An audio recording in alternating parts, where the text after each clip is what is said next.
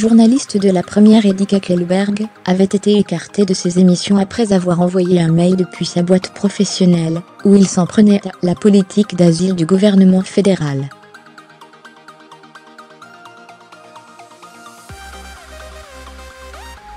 Dans ce mail, le journaliste y répercutait une interview télévisée donnée en 2009 sur la migration par Louis Michel, alors commissaire européen.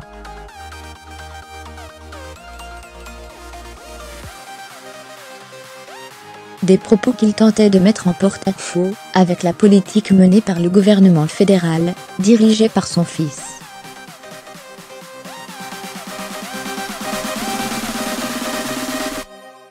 M. Kakelberg y écrivait notamment au sujet de cette interview: « Il faut l'exploiter à fond, nos réseaux et nos émissions. » Fermez les guillemets, ajoutant: « Viralisons avec un texte bien senti et court, genre « Qui a le droit de faire ça ?» Fermez les guillemets, dit Louis Michel en 2009. Théo et moi, répond son fils en 2018. Fermez les guillemets.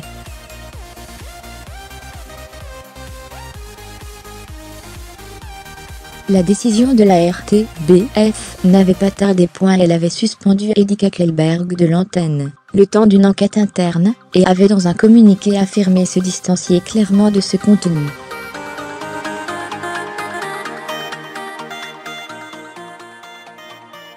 Ce jeudi 1er février, le service public a annoncé dans un communiqué que son journaliste reprenait la présentation de son émission Au bout du jour, diffusée après le journal parlé de 19h sur la première.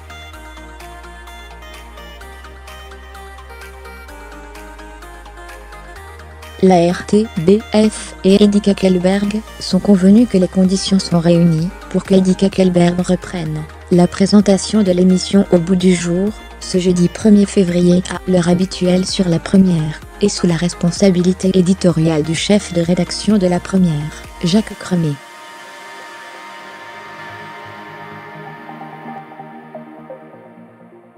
Fermez les guillemets. La RTBF réitère sa confiance à Eddy Kakelberg, lui-même assurant de sa confiance l'ensemble de la direction de la RTBF, chacun rappelant son attachement à l'indépendance éditoriale et au respect des règles déontologiques, a rapporté le média de service public sur son site internet.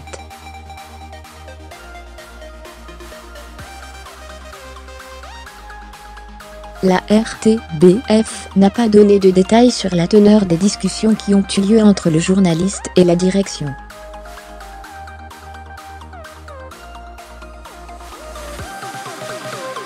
La RTBF et sa rédaction continueront d'examiner, à l'aune des nouveaux canaux d'information et méthodes de communication, les règles et usages de l'entreprise, pour concilier, d'une part, la liberté d'expression, principe essentiel de ses collaborateurs, et le respect de son indépendance éditoriale, et de l'impartialité qui font partie de ses valeurs fondatrices, statutaires et déontologiques, et, d'autre part, sa volonté permanente de garantir la crédibilité de son information et l'impartialité que le public est en droit d'attendre du service public, précise-t-elle.